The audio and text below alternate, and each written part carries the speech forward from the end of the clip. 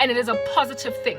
The Abrahamic Accords, Donald Trump did a lot for Israel. The protection of Israel is still stark today, which is why, as Christians, we need to continue to hope for futures and pray for futures, because things are happening in a way that suggests that yes, we are at the end of days, but not so at the end of days that nothing can be done for successful or prosperous Christian lives while we're here on earth. There are reversals of dark things that if at all they were not bridled by the Holy Spirit, it is clear that we're going to get raptured tomorrow. But it's not looking that way anymore. It's not. So the protection of Israel, in order for Gog and Magog, that war to happen, there has to be no nation protecting Israel. And yet the stuff that Donald Trump started, even Joe Biden is realizing was good. Hello, please like, please comment, please share and share and share and share, and then please subscribe. Thanks. All of them lost. Literally every person I have ever known is facing hellfire. It's like I'm going to be the only person at the great white throne judgment behind Christ, judging the nations, and among the people I'm going to judge are literally everyone I've ever known. It's ridiculous. I'm struggling to reach people in my environment for Jesus. So if all of these myriads of friends and family members of mine, the plethora of them that there are, if they will get saved through my husband, you can understand then why the devil is so happy to resist him. Hey, are you feeling reached by my content on YouTube? If so, you might be interested in checking out my tweets as well, alongside reading my content on my WordPress account, alongside checking out my shorts on TikTok. They're all in the description box below. Please enjoy the next coming content. Bye.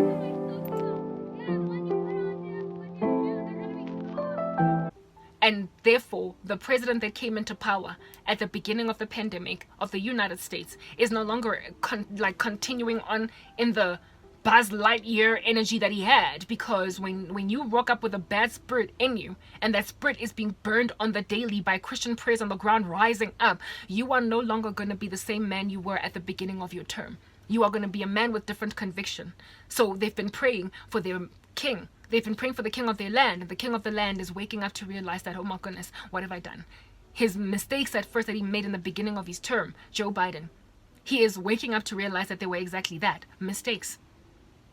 So what was started with Donald Trump?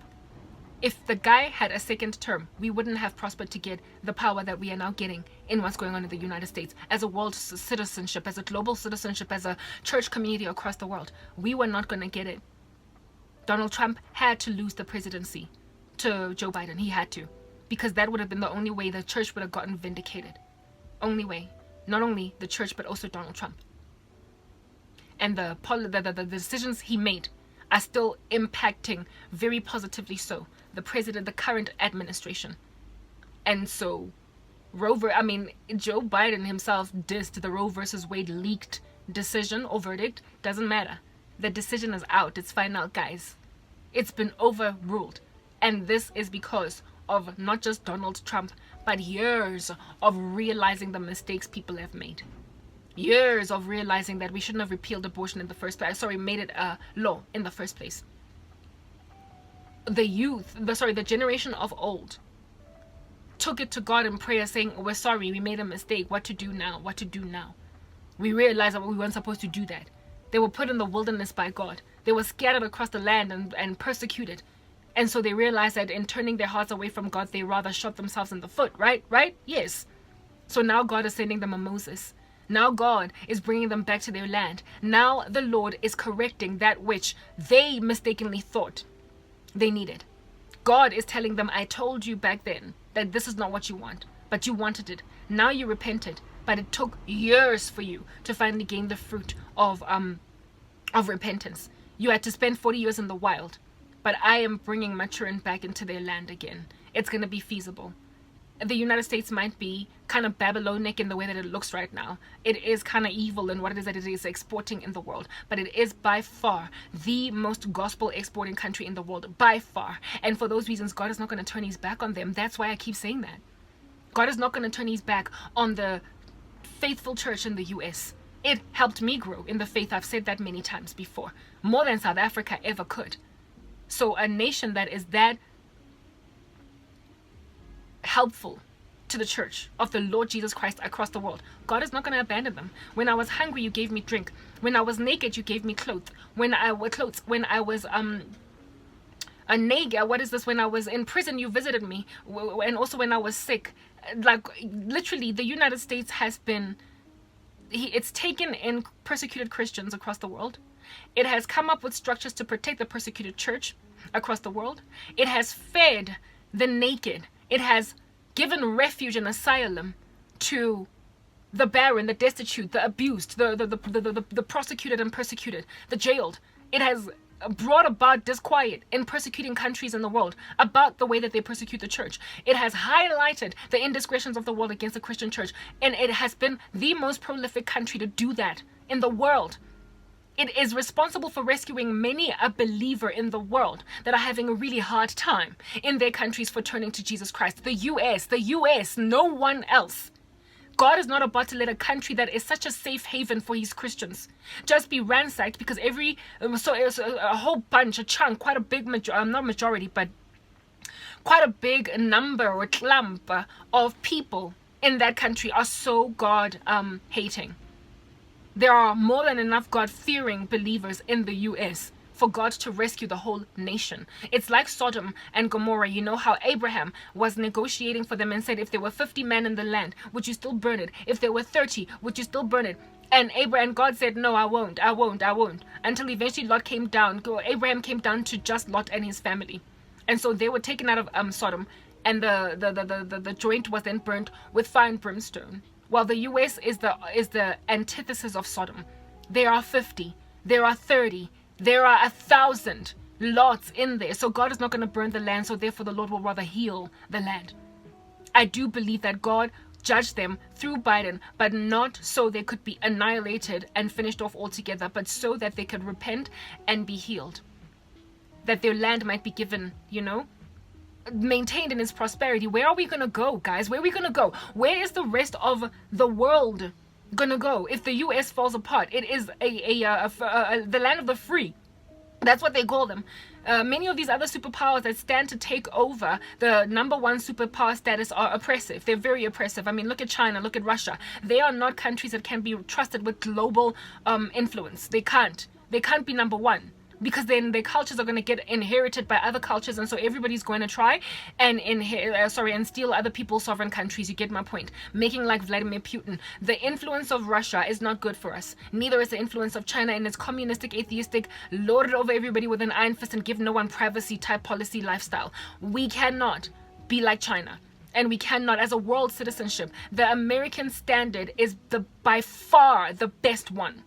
Literally by a landslide. And so for those reasons, we as a church community have a vested interest in praying for them. I did say that I would attach my speeches concerning the US, the other one that I did the other day, up here in my previous blog. You saw it.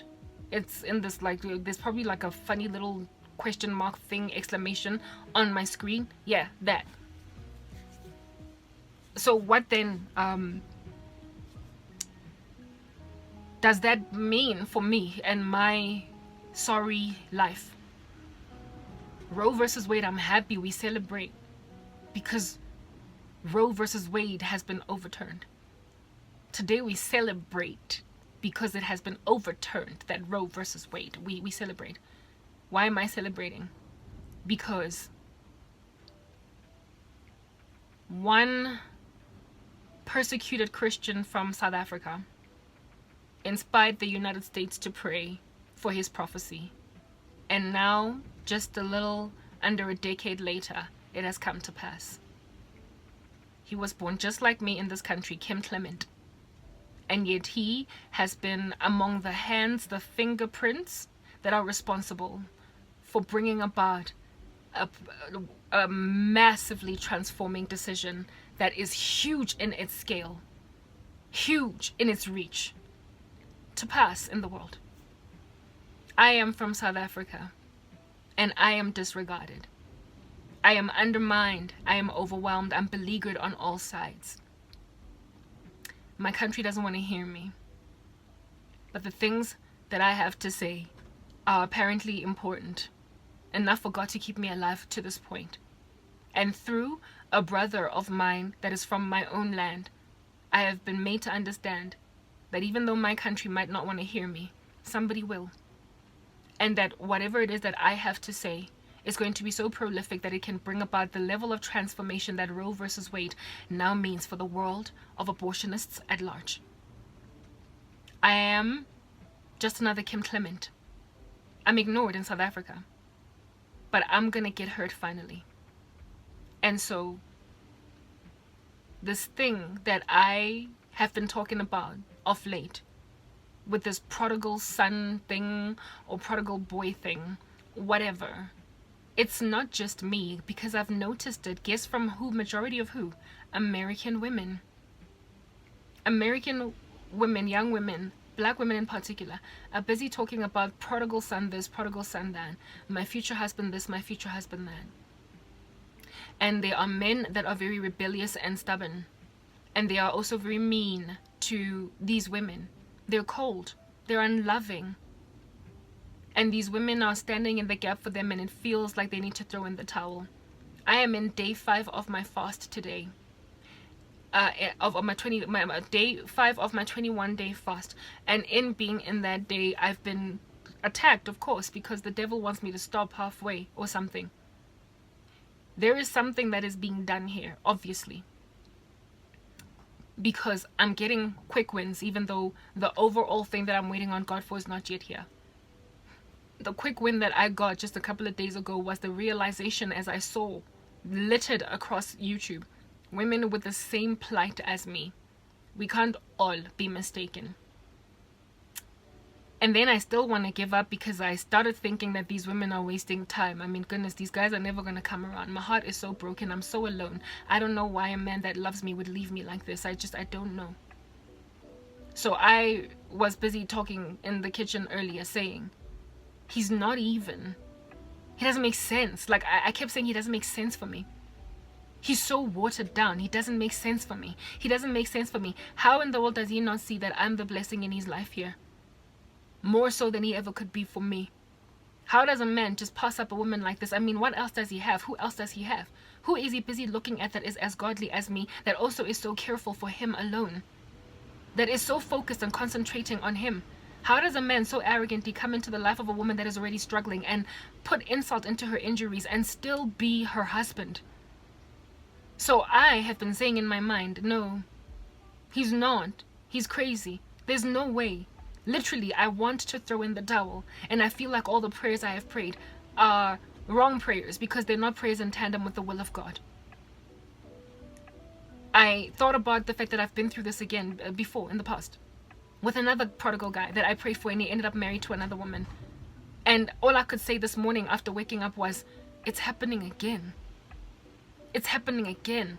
I spoke to a guy just like this through YouTube before. It's like, really, cycle of abuse, cycle, just over and over and over. Like, and I'm 37. At the time, I was in my early 30s. How in the world am I doing this again? Why doesn't God care to heal me from a constant cycle of something that keeps happening? And it's bad for me. Of course, the first time I went through it, I was a conqueror, because for me, it was something I knew I had to overcome. But when it happens again, I feel like, God, you don't care. How are you going to put me through this again? Why didn't you innovate a new way to test me? Why with the exact same strategy? I mean, this thing it's only going to waste my heart. It's going to break me. It's going to shatter me. It's going to make me feel like you don't care that I have gone through this already. I fought. I come from dark pain. I come from living all by myself while languishing over a man that doesn't care that I am trying to care about his soul. Why are you letting me go through this again, God? Come on. Why in the world do I have to deal with another jagalas? Guys, I mean, it's a question that's just been on my mind over and over and over again. So I'm reaching my own conclusions here that, no, this is not, it can't be. Like, literally, I keep saying he can't be. He can't. It just feels so wrong. He can't.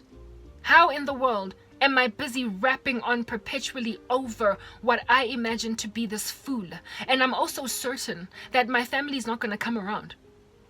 So how do I get rescued out of this? Literally, all I can think about is that it's my YouTube channel. I need to get my own life back together again. And I want to throw in the towel, and I'm thinking that I'm wasting my time praying. And then as I'm sitting, I then refresh my YouTube and find that Roe versus Wade has been overturned.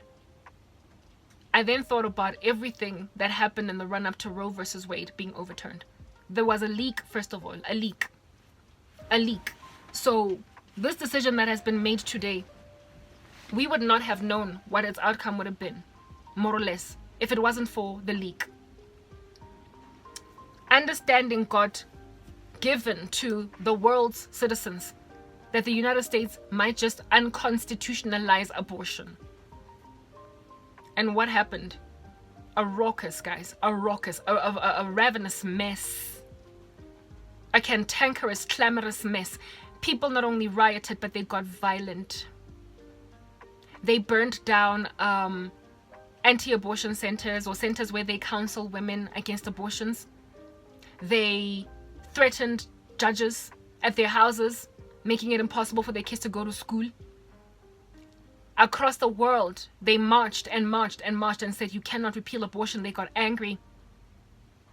They resisted.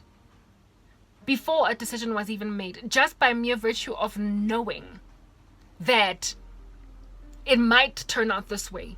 Just from a leak alone, they went crazy. Just from a leak, that they're no longer going to be able to kill their babies at leisure.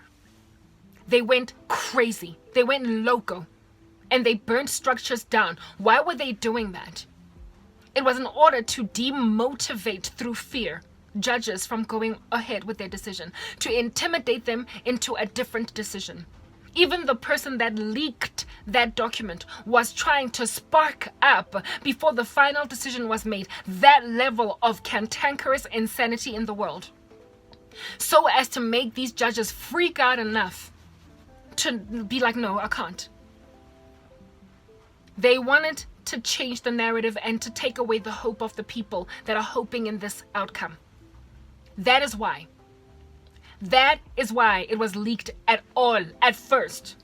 The person who leaked it wanted to spark this revolution, and the revolution that was sparked nonetheless was ignored.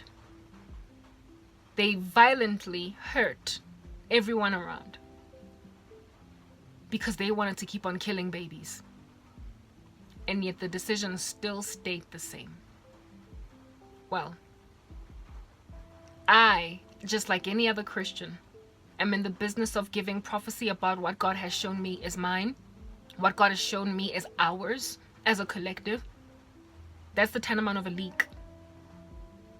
When you come here and you give prophecy about your future, when you come here and you give prophecy about your future husband, about your future life, about what you're going to do, about what the Lord has intended that you should do, when there is to be a reformation or something, a Christian revolution, like people, what do they call it, a revival, believers will always come and give a leak. They will give a leak. They will say, God showed me. Just like, who is this guy? Kim Clement. What he prophesied, it was a leak. It had yet to manifest. It had yet to happen. And he said, the Lord showed me the bringing into the Supreme Court judges that are going to push his agenda. Babies are not going to die anymore. That is what Kim Clement prophesied. He leaked the decision of Roe versus Wade. And in so leaking it, everyone did everything in their power to keep it erect. They even ate abortion pills on social media and public platforms to show themselves having an abortion in front of everybody. They harassed, embarrassed, abused, persecuted those that stood to make that decision, threatened them with death and all that jazz. But it happened anyway.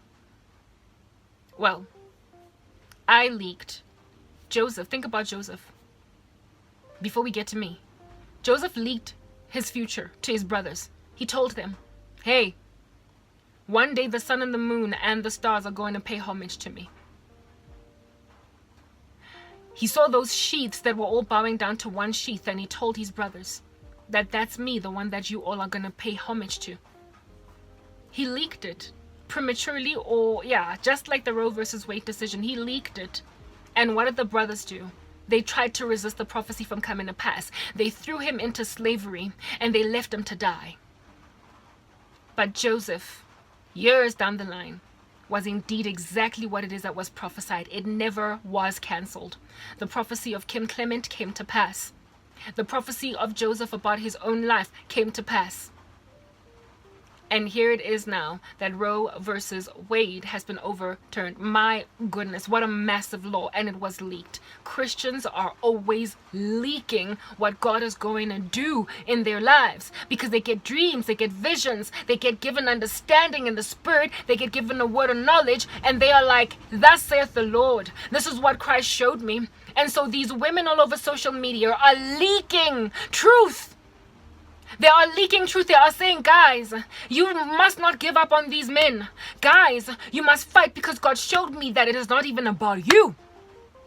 It's not about you, but it's about the fact that these men have a job to do. They're Jonah in the belly of a fish. They don't want to do what the Lord has set them apart to do. The devil is standing on their promise. The devil is standing on their job, because their job is not even so much about them getting a beautiful wife, but about them walking in a beautiful call that is going to bring people into those chairs I spoke about earlier, that have got their names on them, but they have been dilly-dallying walking around in these streets, not honoring their calling.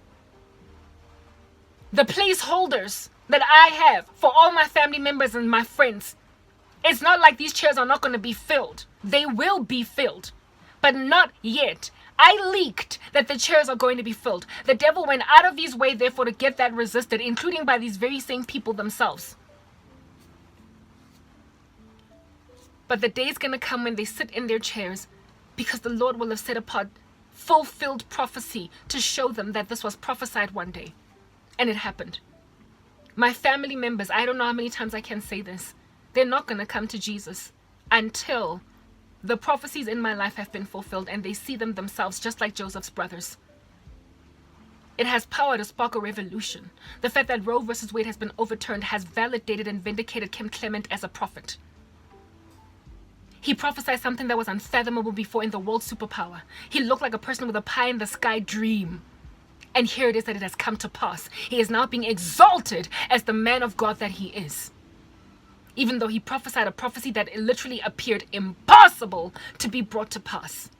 So these women, this thing that I feel is impregnable and impossible in and of itself, I'm sitting here thinking, this guy, it can't be. He's so mean. He's so terrible. He's leaving me alone to die. He's letting me suffocate. How in the world am I supposed to hold out for someone that doesn't even care that I'm facing suicide in and of myself every day? I'm literally facing deadly conditions. It's cold around me. There's no love.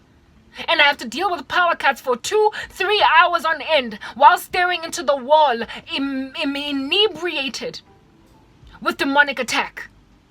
Take your life, take your life, take your life. I have to deal with these cold conditions. Deal with a mother that doesn't care that her own daughter's life is being wasted, and still have to hope that some guy is going to get his life together. Until I realized that Roe versus Wade decision was leaked. Women on the internet have leaked that there was a problem with prodigal sons. And back when I first started talking or preaching about my own prodigal son, the people on the ground that was saying a similar thing were not many. But now in 2022, they are, like I said, littered across the internet. There are so many such women speaking these exact same things that I can't be wrong.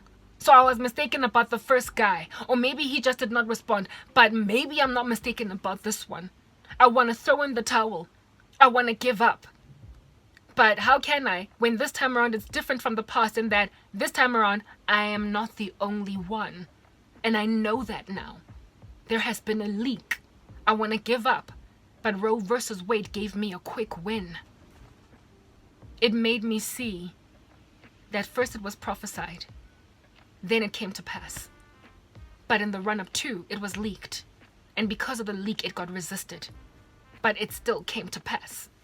So we are leaking that our husbands are prodigal sons. Who is resisting us? Who is burning down abortion counseling clinics where they're trying to demotivate women from having them? Who is burning these centers down? What is the tantamount of it in this case? It's witches. It's witchcraft. It's those who resist. It's the sowing of discord. They come and they listen to our prophecies. Understand that when you have got 10,000 views on YouTube, a good 100, maybe 200 of those views are mean-spirited friends of yours in your life, family members, maybe even complete stranger witches that are decidedly making it their prerogative to cast spells on your prophecy.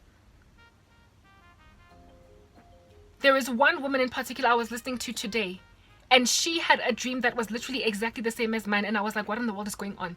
In her dream, God used Brad Pitt as her prodigal son. I know why God used Brad Pitt in my dream. He's been using Brad Pitt over and over. The actor, Brad Pitt, over and over and over and over and over again. Why Brad Pitt?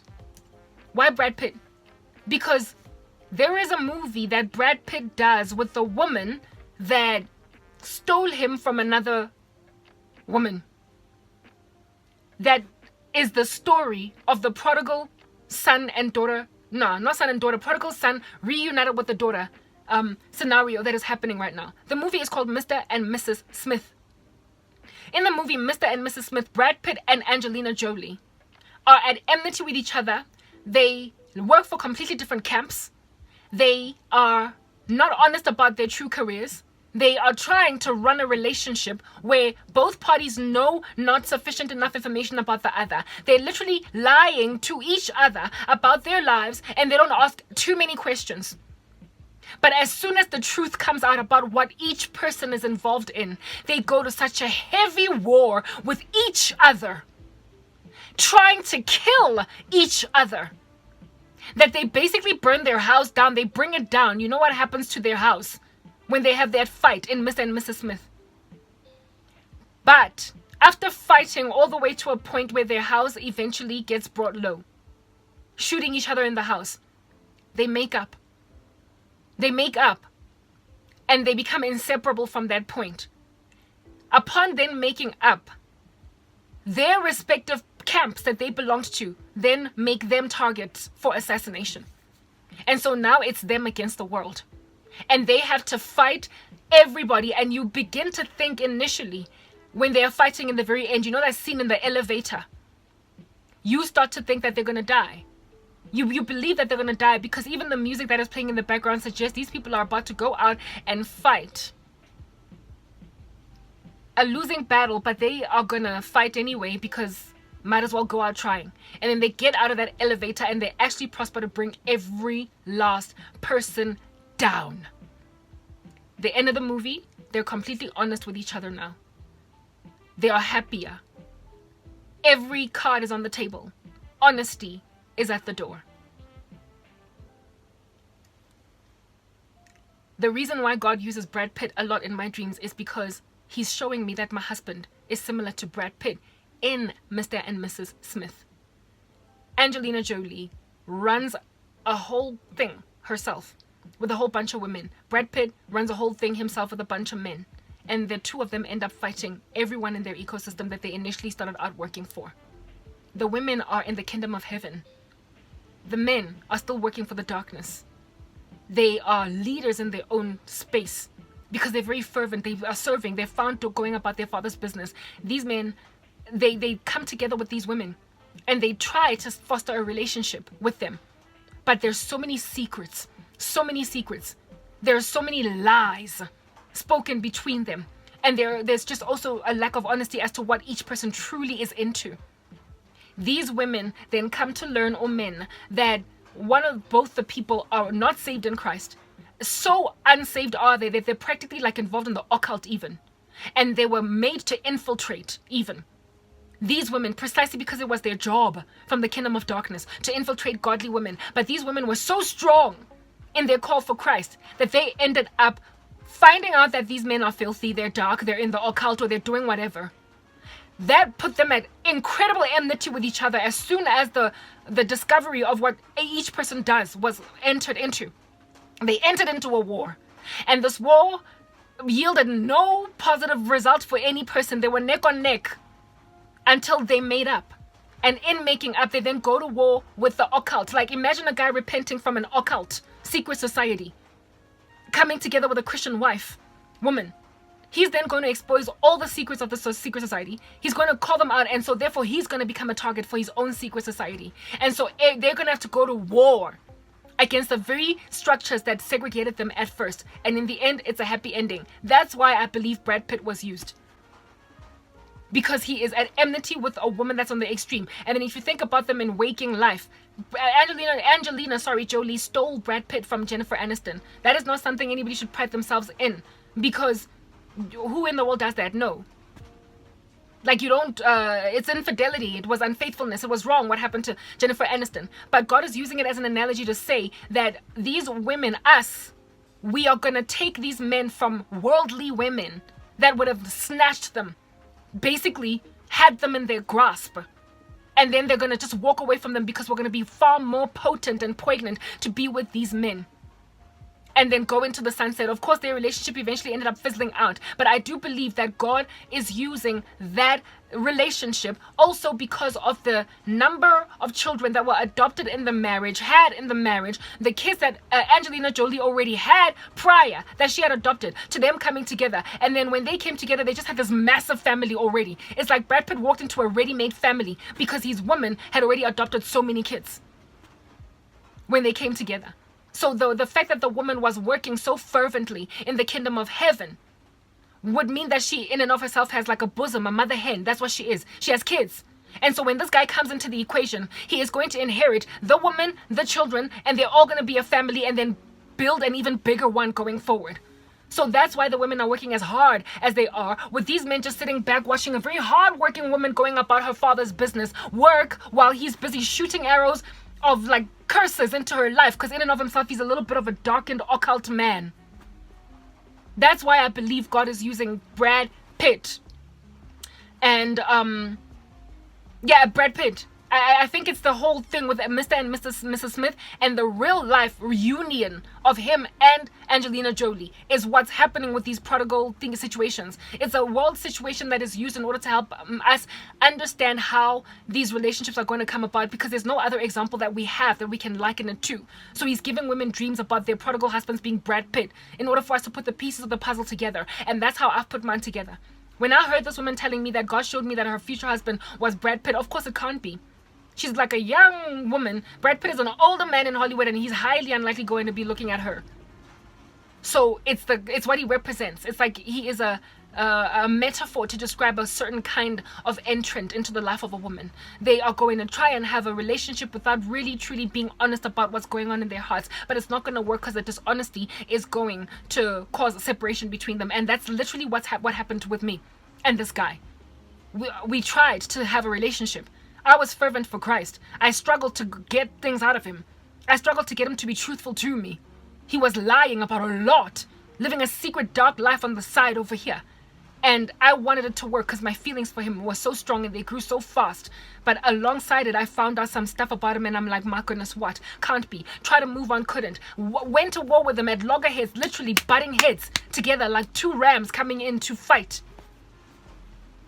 It turns out the only way out of this then would be to come together, join forces, because there is no fighting this, not if the Lord is the one that has charged it to happen. We cannot all be given the same kind of prophecies with it being incorrect. It can't be. But the fact that we're sharing that, the fact that we're talking about it, that's a leak. And anywhere where there is a leak, there will be attack. There will be people who try to come against it, resist it. So I am presently being demonically attacked like no man's business. I have had people that I have opened up my understanding to about my future, what Christ has shown me is going to be my inheritance. And they are, and not only antagonizing it, but they're actively trying to kill me so I don't inherit my promise. I've got witches all up in my business, climbing on my back and everything. I am living in Africa, so witchcraft is quite rife. Yeah. And every last one of my friends and family members are watching me languish every day, and they're doing nothing about it. This is all very demonic. I am being resisted. I'm beleaguered on the outside of my house like those judges that deliberated over the Roe versus Wade decision, where they've got picketers, rioters, and news channels outside of their houses asking them for commentary. Kids unable to come up for school. I've got something like that around me, and they are hoping to discourage me from continuing on with the leaked decision. I know what needs to happen, and I've made it clear. I've communicated it. I have brought it to the forefront. And so people think that by intimidating me, by scaring me with loneliness, by ignoring me, by disregarding me, by being apathetic, by making me live a life like Adam in the garden without Eve, They think that they're gonna cause me to change my mind. It's not good for men to be alone, and so they've made me live in absolute loneliness, alongside squalor, poverty, no ability to get myself out of this by myself. That's what I'm dealing with at present, you guys. And it's so taxing, the run up to the final decision being made, that I just want to throw in the towel. But every time I try to, God then throws me an olive branch. He gave me a quick win. The Roe versus Wade thing is answered prayer, because it says that my answered prayer is coming. It is answered prayer for the world. And if at all the world at large can be answered in their prayer, then how much more will an individual on the ground be answered? How much more? Of course, now that the decision has been made, it's like what happened in Mr. and Mrs. Smith. Now that you know who your man is and there's no turning back now, you are going to have to now go to war with the decision that has been made. Now that the decision has been passed, the riots that we saw, nothing in comparison to what we're about to see. It's about to get extreme. It's gonna get horrible. It's gonna get bad. There's gonna be more death threats on those judges. There's gonna be great pressure.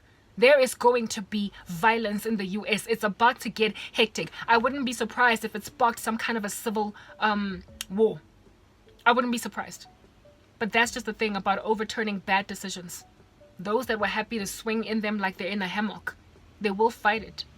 But if the Lord wants to deliver a people from a said grain, he will do it. He will do it. There will always be somebody resisting a good thing.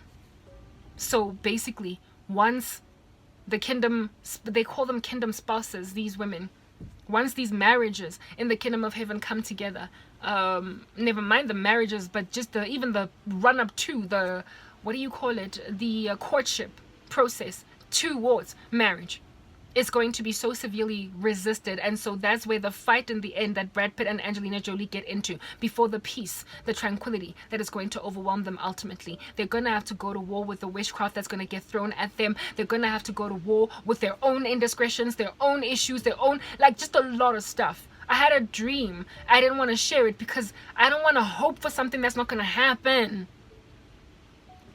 About a week and a half ago, where it is that this guy, this prodigal son Oki that I've been talking about, was running, but he wasn't running. OR Tambo Airport here. The guys in the US, I've told you that. I'm in South Africa. I live in Johannesburg, so if at all somebody were to visit me from another country, the likely pickup airport would be Oliver Tambo Airport. OR Tambo. Right? I had a dream that this guy was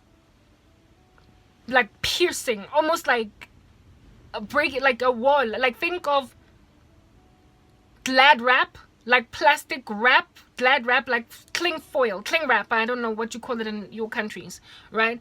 Imagine there being a wall made up of layers upon layers upon layers upon layers of cling wrap, of glad wrap, like that sandwich wrap, yeah.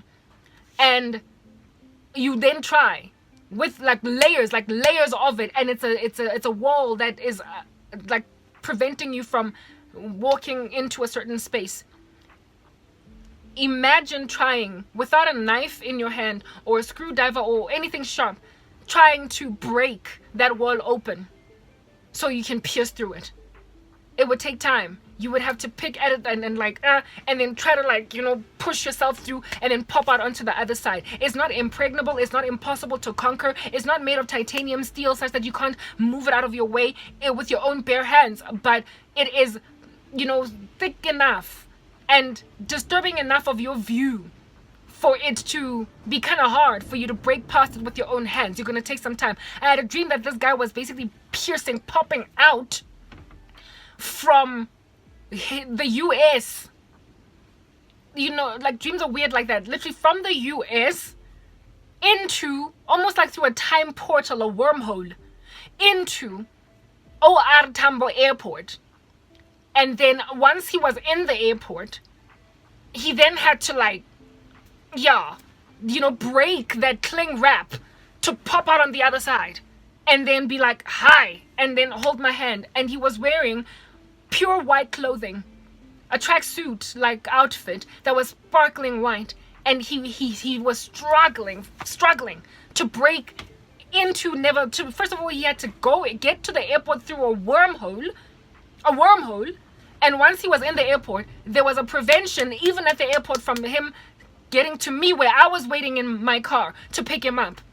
And he was like, yeah, and then he popped out, and then all of a sudden the sun was shining. I had a dream like that, and literally that was the dream. It was weird. And I was like, what am I supposed to do with that, God? And I don't want to hope for something that's not going to happen because I'm scared. I'm scared of holding on to something that might not happen. I am literally nervous out of my mind. I'm nervous out of my mind to keep on hoping because I've been through this already. It's not my first rodeo. I've had this experience happen before.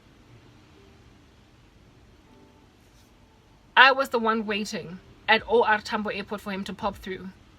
And my waiting it appeared to be calm and chill, and I was in the sun already.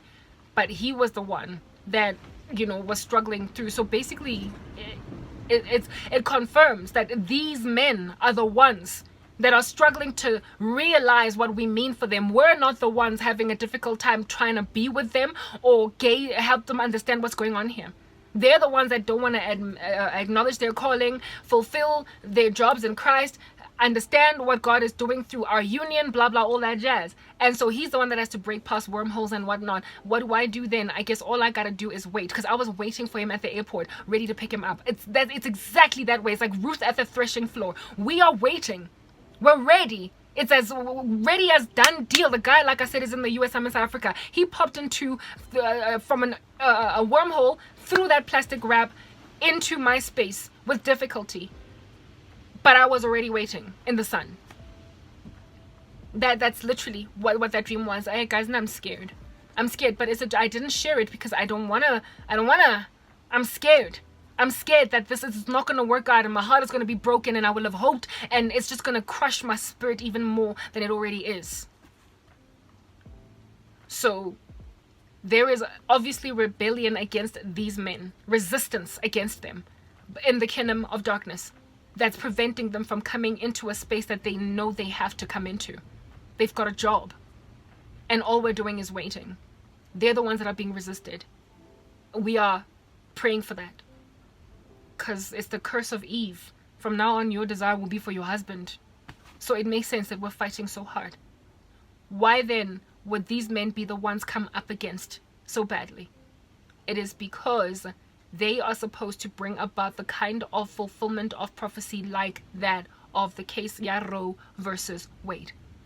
Such a massive decision in the world superpower. Abortions are no longer a constitutional right for Americans. It's huge, guys. It's massive.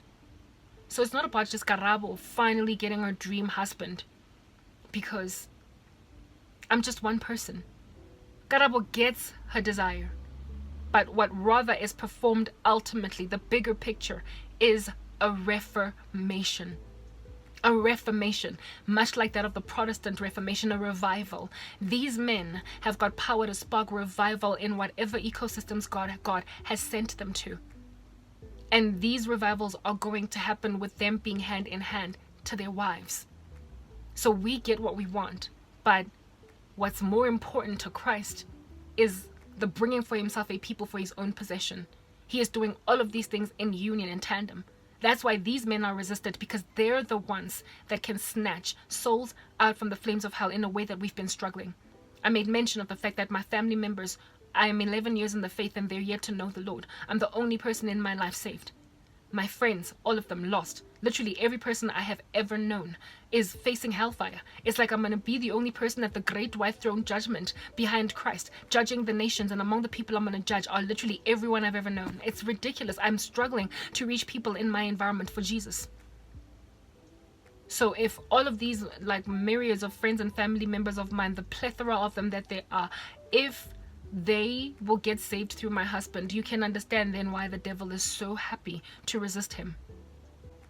If upon fulfillment of prophecy and restoration of my life, they might repent and turn to Christ and so take their seats, then this man is thwarted for greater reason than I am being prevented from even getting married. It's a bigger reason than me. It is about the other souls that will come. These men stand to spark world revival. They stand to bring about the kind of massive decisions that appeared impossible at some point, like the one in the US right now with Roe versus Wade. That's the job they have. So, do you seriously think that God is going to let me give up when that is what is at stake? It's not even about me. It is about everybody else that does not know Christ, that is supposed to know Christ, that would never know Christ if men like, I don't want to call him my future husband. I did that so many times before with the other guy. I'm scared to use certain words, like I'm nervous because I'm hurting and I don't want to repeat history. I don't want to be afflicted again and again and again, but you know, I'm doing the work of the Lord, so let's just call him this guy. I'm not going to call him my future husband until it's clear to me. I've done it so many times. Like, I have PTSD in this regard. It's really bad. Men like this guy, men like your future husbands that you imagine are your kingdom spouses, they have the calling tantamount to men like Martin Luther, the Protestant Reformation is what they're standing on.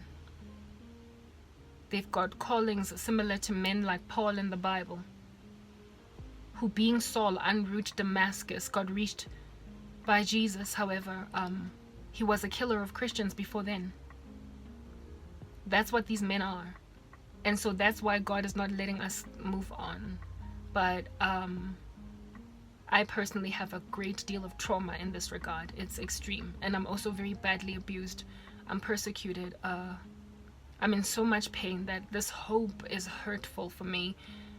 Because I don't have anything. I don't have anyone else. I don't go anywhere. I've lost everything. So I don't even have a comfort space. I don't have anywhere to lay my head to rest from the pain I'm feeling. I don't have a job to go to, friends to talk to, family members to understand what I'm going through. Everyone ignores my pain. They're very apathetic. I'm literally alone, guys. I'm alone in the worst way. So all that I have to face is the fact that I must love someone that doesn't care even that I'm alone. It doesn't make sense to me. He doesn't make sense, and I've said this over and over again. He doesn't make sense for me. He doesn't, but according to these women, none of them presently make sense for any of them. But at the same time, it's like they've got homes to go to, jobs, they've got sisters to chat with. The one lady who was speaking about Brad Pitt spoke about how it is that her sister commented on something on her, like on the makeup that she was wearing, and I'm like, at least you have a sister that's talking to you like you're normal. I have a younger sister that doesn't talk to me and hasn't spoken to me for years, purely because I'm abused. And my older sister treats me like I'm the scum of the earth and I'm dirty because I lost everything in my life. They all act as if though I didn't once upon a time have something that I come from. I don't get spoken to properly. I have relatives that look at me like I smell in my environment. They ignore that I'm very intelligent and that I had a thriving career and a whole big fat life. I literally have absolutely nobody. I am lonely, I'm alone, I'm abused, I'm violated, I am vandalized, I am sought for compromise, I am salivated after by perverted men. I've just got such a bad life that, given that I have no comfort anywhere, it's very taxing for me to keep doing this. I don't have a job to go to that can get my mind off things. So the patience that these women are waiting for these men, I would imagine is only in their lives because they have other things to look at. They've got sisters, they've got brothers, they've got lives, they've got jobs, they've got things to go to. I'm just waiting for this guy. It's the worst, I promise you. I can't. My heart is so broken. And I keep saying to God, but you know I'm in too much pain to linger up over this for hope.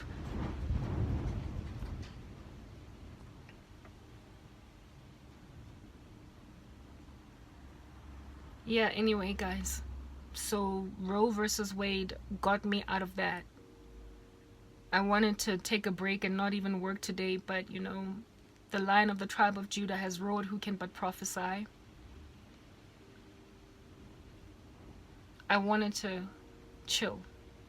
There is no chilling in my life. I can't chill. When I sit, I think about my pain.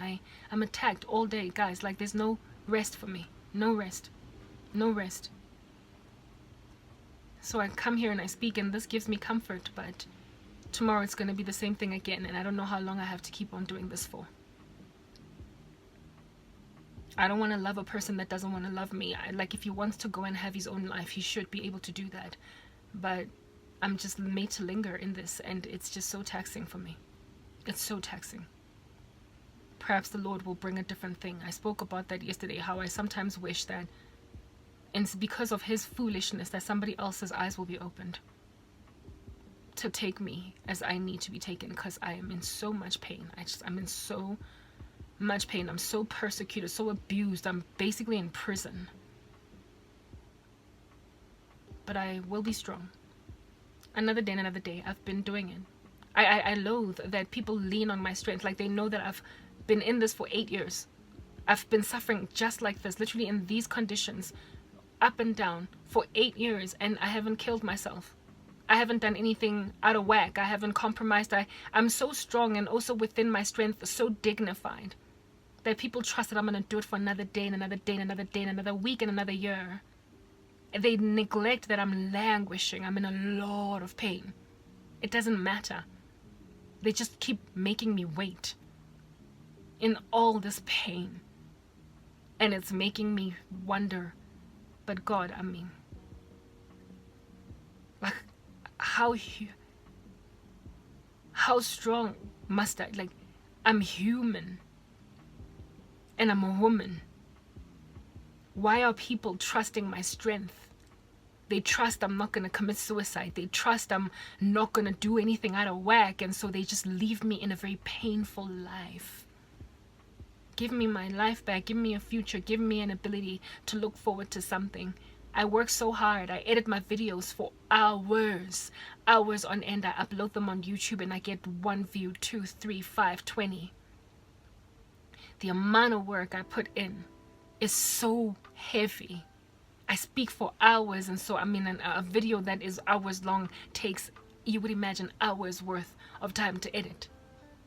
Portions of my videos are not even edited because I literally cannot go through the whole video, taking out pauses and whatnot, so I risk even people kind of losing, like, you know, interest, because I'm so loquacious. But I don't know, I cannot be employing strategies as to what's going to get me more views, because you cannot predict who's going to listen, and you also cannot try and appease a very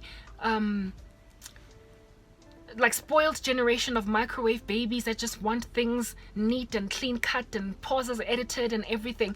When you are giving prophecy, like, if it's something heavy, you cannot be paying attention to what people are going to be thinking in the 1 hour 30-minute mark, if at all they're going to stick around. I cannot help but just preach, but just speak what's on my heart.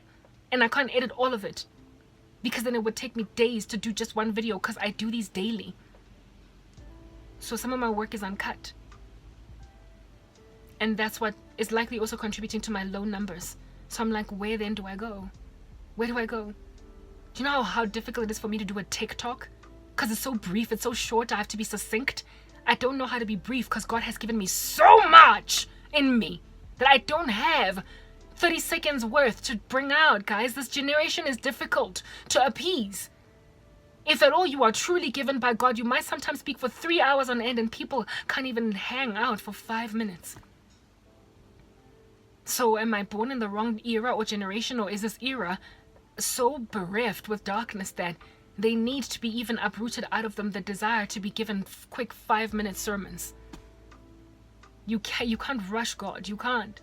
If you've been given prophecy, you can sometimes talk for 5 hours. How in the world do you get your life together or even heard when people won't even listen past 3 minutes on YouTube? My goodness.